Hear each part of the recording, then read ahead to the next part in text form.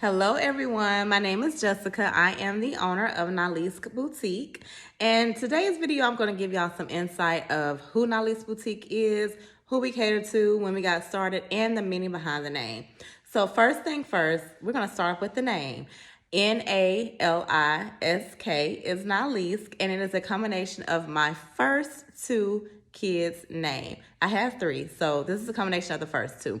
So the Nali is the last portion of my son's name. And then the SK, the S is the beginning of my second oldest. It's the beginning of her first name. And the K is the beginning of her middle name, the first initial. So that's why I came with Nalisk. I came up with that name. I don't even remember what year it was, but I always said if I had a business, that was going to be a name. So I had already established in my mind that I'm going to have some type of business. The first time I used that name was in 2018. We went on a family cruise. Now, everybody knows Carnival is the party ship, and they know they have that, they have that let your hair down, get comfortable, get to know each other, in the beginning when you first get on the ship. So when we first got on, the thing they had was a contest. With this contest, the contestants had to mix their own drinks. Like we had a list of things that we want our drinks to be made up of. So, and then we had to come up with the name for our drink. So my drink was called the Nalisk Surpriser. And guess who won? Me. So I already knew. I said, oh yes, this name is definitely a winner. So that was the first time that I had ever used that name. It was called the Nalisk Surpriser. And with me winning, my drink was put on different at different bars, was placed on the menu so that people can order it. So I was so excited, y'all, so excited. So fast forward to 2018, still in 2018, but in October, I live in Panama City, Florida, and we had a major Category 5 hurricane come through our area, Hurricane Michael. So it caused a lot of disruption in activity. A lot of buildings were destroyed. People were, not working after the hurricane because of the damage that it caused. And so people were displaced. I was displaced at the time, and I also was not working until my job where I was currently working at that time was put back to where I was working at a local hospital, was put back to where we could start accepting patients and, be open again. So during that time, I decided to come up and say, hey, I think I want to sell clothes, because that was a need in our area. We didn't have any local shopping areas unless we went out to the beach. So a lot of people are familiar with Panama City with the beach portion. So we have the beach and we have in-town. So the in-town is the area that really got destroyed. So a lot of people don't think of the in-town. When they say Panama City, they automatically refer to the beach. So a lot of people that were locals in town had to go stay out on the beach until our properties got completed, or some people even had to move to a whole different state or different location out of town. So it was really, though, in 2019 that I really started the business, because I did not move back into my place, I think around March or April. So with the insurance and all that stuff for getting your houses completed, it took a while. So I decided to sell clothes, and y'all listen, I had absolutely no idea as to what I was doing. I was going on a wish, a prayer, a week, all of that. I did no research whatsoever. I didn't establish any business behind the scenes, business things that I needed to establish. I was just out there selling clothes. So, when you're selling anything, or when you're doing any type of entrepreneurship, or even if you're doing hair, if you're doing makeup, any of that everything is built on trust. People do not want your services, or they're not going to, what can I say? They're not going to buy into your services or ask for your services unless they know you, unless they know they can trust you and you're going to get something that is of good quality, a good brand, and all that stuff. So during that time, of course, social media was still available. I did sell to a lot of locals. At that time, we really didn't have anywhere to go. Still really don't have anywhere to go. But anyways, that's another different topic. So anyway, during that time, when I first started, I did sell everyday wear, but a lot of my things were club type clothing made for people that like to really be out and about, on the nightlife scene. So people were still going out when the clubs open or whatever. So that was a thing that people were buying. So I was selling that, and of course I got a vendor from China that you didn't have to have your LLC, you didn't have to show any type of that you have a business established. So I was really going out on a limb because I did not know how to get like any vendors list or even look up vendors or even see what type of vendors, how you should choose your vendors. So I was still purchasing. So I came across this vendor and I was like, okay, I'm gonna try it. And lo and behold, it was a pretty good vendor. Now, take it, I did get some things that I was like, no, I can't sell this. But the quality is not now that I look back, I'm like, oh my gosh, I can't believe that I was selling that. But it all comes from learning. So I learned that quality plays a big factor. Everything does not always have to be cute. You have to make sure what you're selling. Well, for me, I have to make sure that what I'm selling is quality and people can wear it over and over again. Mix it up with different styles, different looks, get your money's worth out of it. So I was selling the clothes, people were buying, but as time went on, really, I had my last baby in 2020. So really around that time, I was like, okay, I got to step my game up. That's when I really started doing the research. That's when I really started investing into a business coach.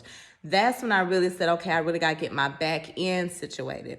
And COVID was really happening at that time. So after having my baby, being in the house with COVID, I did a lot of rebranding with my brand. I updated my website.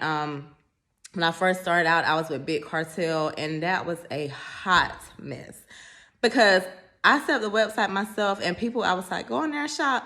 People was like, I don't see how to select the size. I don't see the price. And y'all, it was a hot mess because I didn't even know how to navigate through it. And I set it up.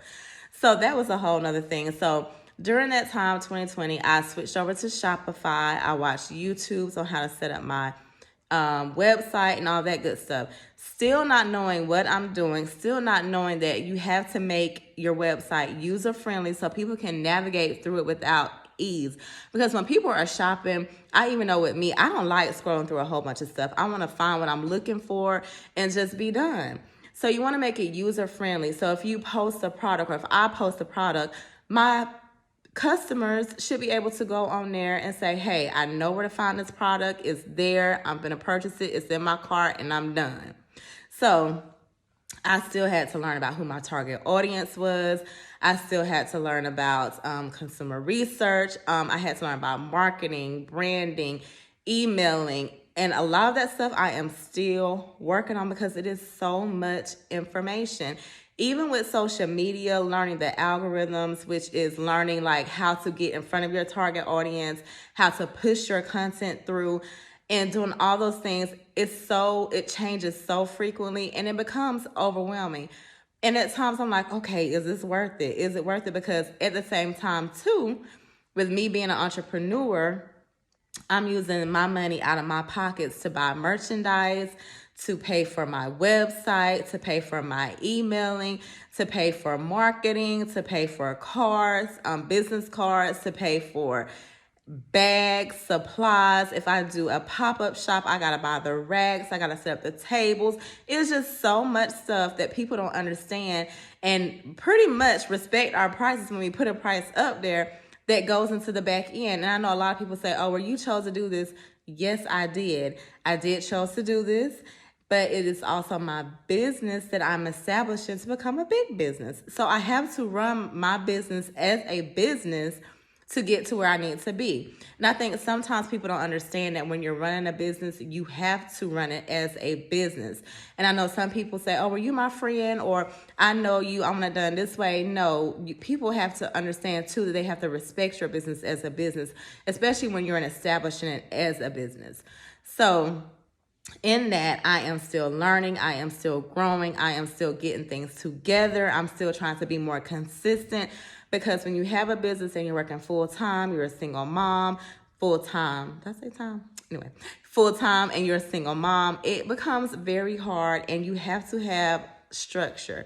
But anybody knows with life, sometimes you cannot have the structure that you want, or things don't go as planned. So you do have to maneuver around and try to figure it out. So in that, I am still learning. I am still growing, but I'm getting it together. I am getting it together. Now, Nalisk Boutique is an online women's clothing that caters pretty much to clothing. When I also started out, I started selling some accessories, and then I had some kids clothing too here. And I'm like, okay, I'm just all over the place. So I really had to get together with my niche of who I'm targeting, who my target audience is. So it has changed multiple times of who my target audience is, and that is based on analyzing my data that comes from my social media accounts, like who views my page, who my customers are, what they like. But y'all, that is so hard sometimes, because I can have customers, like I can have sundresses, right? The sundresses will sell out. So I'm like, okay, they all love sundresses. I can go get some more sundresses. But guess what? They move slow.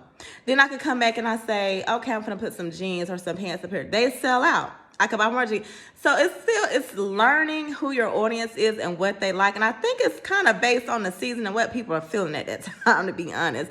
But you do have a target audience. Mine is of the older, not older. I wouldn't say older. Mine is not the they're more conservative. I put it that way. Conservative. Now, I do have some customers that do love the things that, maybe a little bit more sexier.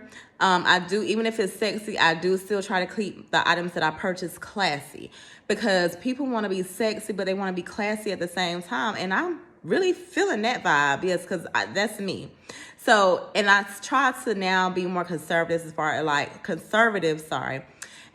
like when people want to go out and about, they want to switch their look up, and they can wear the same item in multiple ways, like switching up the top with the pair of pants, or switching up the pants with a different top, that type of thing. So the logo behind my brand is that we're offering style, comfort, and versatility.